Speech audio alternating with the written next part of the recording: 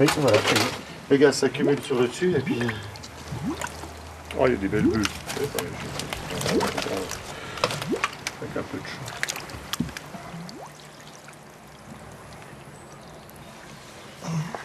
Les eaux de surface proviennent de la pluie locale. Elles ont un parcours très facile à connaître. On ne voit pas grand-chose. Hein. Pour les eaux minérales, des sources de Bussan, leur provenance, actuellement, on ne la connaît pas. Elles se sont infiltrées, bien sûr, quelque part. Elles ont réussi à descendre très profond. Et normalement, c'est la chaleur qui fait que les eaux chaudes ont tendance à remonter. Et elles remontent donc chargées d'éléments qu'elles ont été prendre en profondeur. Elle est comme... oui. J'en ai pris tout à l'heure sur le...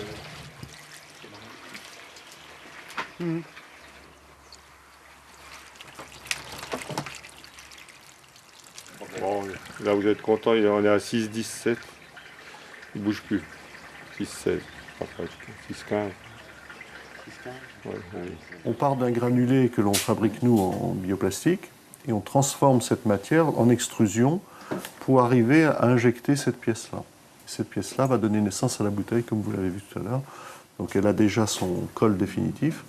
On va réchauffer toujours cette partie-là, une température que l'on détermine en fonction de la matière qu'on utilise. Une fois qu'elle est ramollie, donc chaude et ramollie, il y a une tige qui vient allonger la préforme jusqu'au fond du moule. Et c'est à ce moment-là on envoie 35 ou 40 bars de pression, c'est les compresseurs que vous avez là, qui projettent la matière sur les parois du moule, ce qu'on appelle le soufflage de la bouteille. Donc ça, ce sont des étapes, ce qu'on appelle la plasturgie. On extrude, nous, on injecte et on souffle. On a 3 étapes de fabrication parce qu'on conçoit notre propre matière. On pourrait acheter ça tout fait, c'est ce que fait Nestlé à Vittel ou à Contrex. Ils achètent ça au Pakistanais tout fait. Et en revanche, ils soufflent sur site. L'eau est partout, sauf qu'on met Nestlé partout. Eh bien, mettons notre eau et notre image partout. Ça veut dire dans tous les lieux publics, dans tous les lieux où on reçoit du public, dans tous les lieux de communication, de séminaires, dans tous les lieux où on met de l'eau sur les tables. Dans un restaurant, il n'y a pas un autre objet où on fait de la pub pour un groupe industriel de la grande distribution. C'est l'eau. C'est choquant. On n'y fait plus attention parce qu'on est habitué, une San Pellegrino, une Vittel. Mais on a devant soi pendant 2 heures l'étiquette de l'industriel.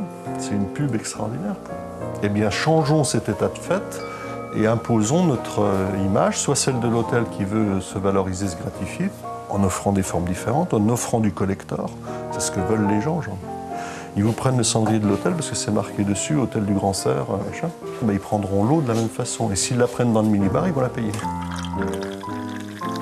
Où est le risque finalement? Moi, je ne suis pas inquiet. Je ne vois pas où est le risque de faire des choses raisonnables, modestes, taillées pour notre région.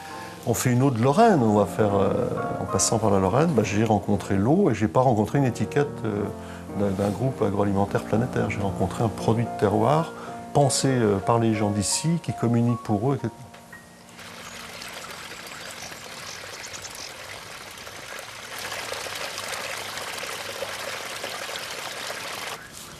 Les eaux de surface, là où on les prélève, elles se sont infiltrées pas plus loin que le haut de la montagne en fait. Donc c'est un système très simple, on a une colline, une petite montagne sur laquelle il pleut. L'eau rentre là-dedans, elle descend jusqu'à un niveau imperméable ou un niveau saturé. Et elle s'évacue d'une part par la rivière et d'autre part par les sources. Les eaux qui viennent de nappes de grès, par exemple, comme le grès vosgien, sont très bien filtrées. Le grès, c'est un filtre, il est très finement poreux. C'est comme un gros filtre à sable. Et donc, s'il y a des éléments, même des bactéries, tout ça comme ça, ils vont être très rapidement retenus en passant dans les pores du grès. C'est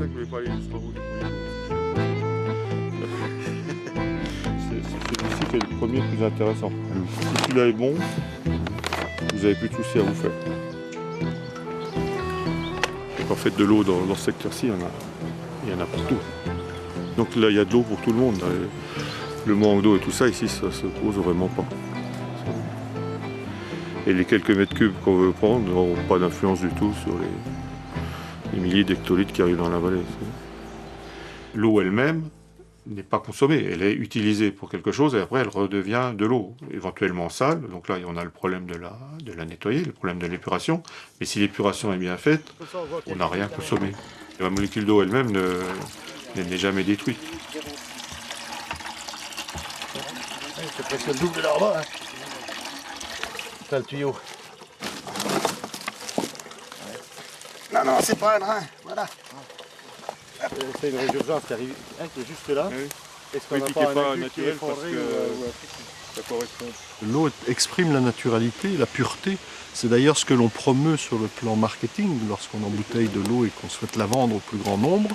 C'est bien cette pureté de son eau, sa minéralité, sa source de jouvence, ses propriétés physico-chimiques. Et donc il y a une incohérence extraordinaire à lier une matière toxique pour l'environnement, je parle du plastique d'origine pétrole, fossile comme on l'appelle, et cette eau, il y a un non-sens qu'il était urgent de regarder d'une part, et puis aussi parce que ces emballages-là sont très très éphémères. C'est le je bois, je jette qui est choquant, c'est j'achète, je jette. En réalité.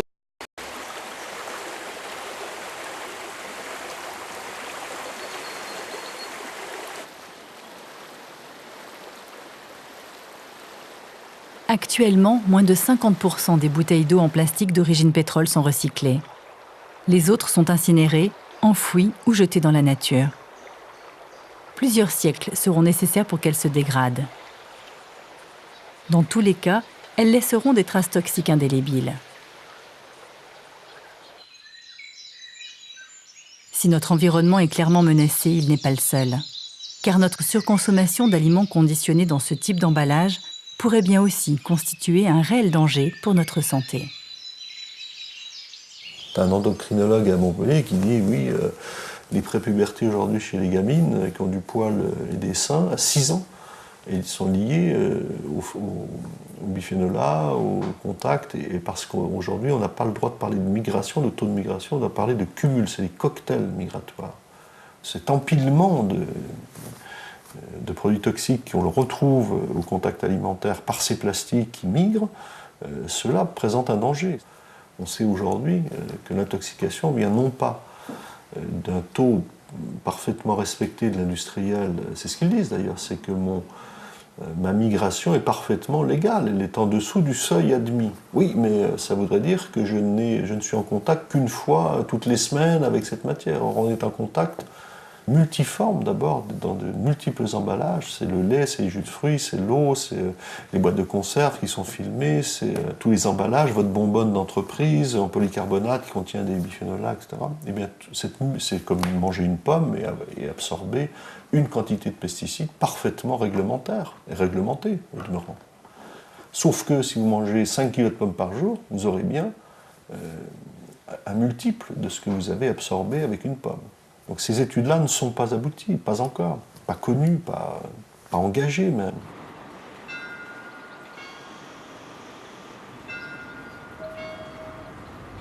La filière de recyclage classique unique, c'est éco-emballage. En gros, aujourd'hui, selon la législation, chaque entreprise qui met un plastique sur le marché est censée payer pour son recyclage. Donc l'éco-emballage va toucher des taxes de tous les producteurs et de tous les fournisseurs de produits qui utilisent du plastique. Et derrière ça, vous demande effectivement de mettre ça dans une poubelle spécifique, et eux vont retraiter cette poubelle. Ces plastiques vont être broyés et réutilisés. On rajoute 60% de plastique neuf pour effectivement avoir les mêmes propriétés. On est obligé de faire un mélange.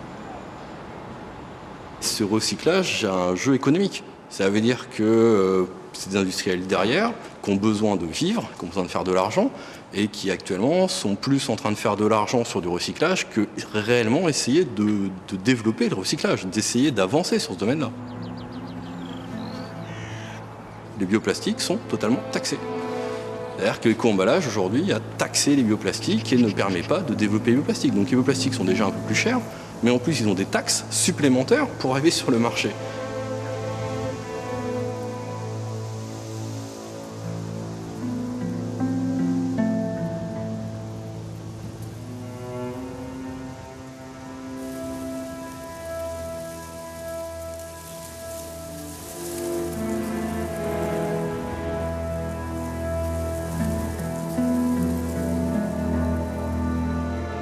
l'intérêt d'utiliser le monde du vivant, les végétaux entre autres, mais également ce qu'on appelle les microalgues, enfin tout ce qui peut se transformer en matière plastique et renouvelable, peut se produire sur quasiment n'importe quel site de la planète, y compris au fin fond du désert, si demain on cultive des microalgues. Donc on a un intérêt aussi très important à ne plus être dépendant de lieux d'extraction. C'est le cas du pétrole. Premièrement, on est dépendant de pays qui extraient et qui font plus ou moins les cours de cette ressource.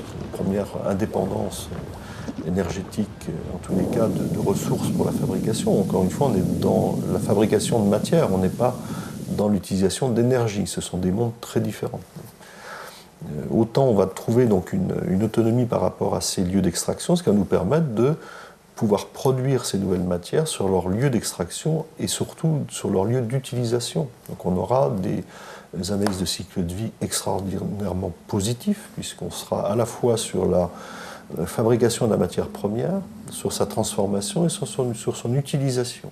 C'est l'usine dans les champs quand on parle d'agro-ressources pour une utilisation non alimentaire ou en ce qui concerne ces matières biosourcées.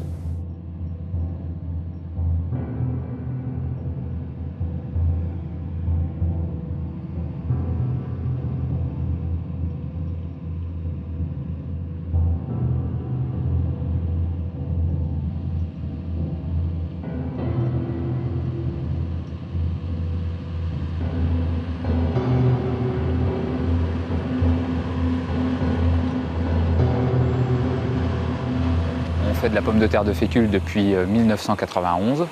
Ça part principalement à la cartonnerie, à la papeterie et depuis ces dernières années, on fait aussi une partie qui part pour les sacs plastiques, biodégradables. On a toujours fait des cultures en fait, qui servent à autre chose qu'à l'alimentation, que ce soit en pommes de terre de fécule, en betterave, aussi une partie du blé. C'est pas d'aujourd'hui. Hein.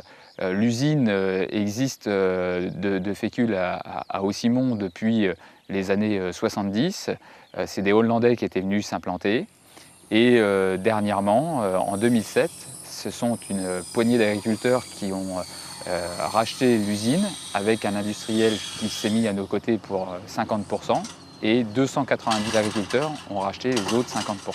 L'intérêt déjà, c'est de garder la production sur notre territoire, sinon elle se serait délocalisée ou elle aurait disparu en fait, de notre département.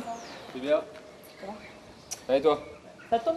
Je crois que les jeunes et même les aînés sont assez ouverts à cette idée de se dire tenons-nous éveillés, rencontrons les personnes qui produisent, qu'on se connaisse entre le produit, la matière première que l'on fait dans nos champs et le produit fini qu'on peut retrouver dans tous les rayons d'un supermarché par exemple. Parce que le plus dommageable pour nous, ça serait que ces gens-là qui détiennent un avenir technologique aillent finalement chercher les produits ou les matières premières dans d'autres pays ou qui implantent leurs usines ailleurs, alors qu'on a tout pour faire chez nous. Ça serait carrément le pire de tout par rapport à ça. Ah ouais, d'accord.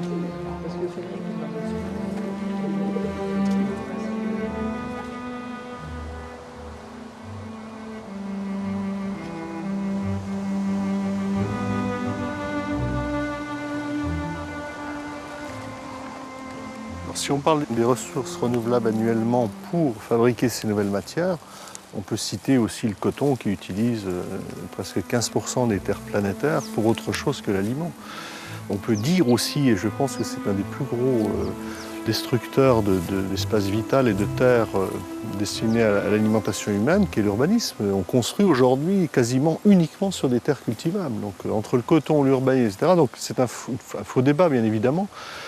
Cela étant, si on voulait substituer tous les emballages plastiques issus du pétrole par des emballages issus du renouvelable et du végétal, on utiliserait moins de 4% des terres du monde cultivables. Donc, vous voyez que la proportion est tout à fait raisonnable, d'une part, et puis on va aujourd'hui vers des générations de nouvelles matières biopolymères, plastiques, végétales, qui sont issues des algues, des bactéries beaucoup, puisqu'aujourd'hui on cultive en quelque sorte des bactéries pour faire de nouvelles matières ou alors des résidus de végétaux. Donc on va très rapidement se passer des plantes et utiliser les déchets de ces plantes ou des déchets organiques du vivant comme les carapaces des crevettes ou des tourteaux. Donc ce n'est pas un vrai problème.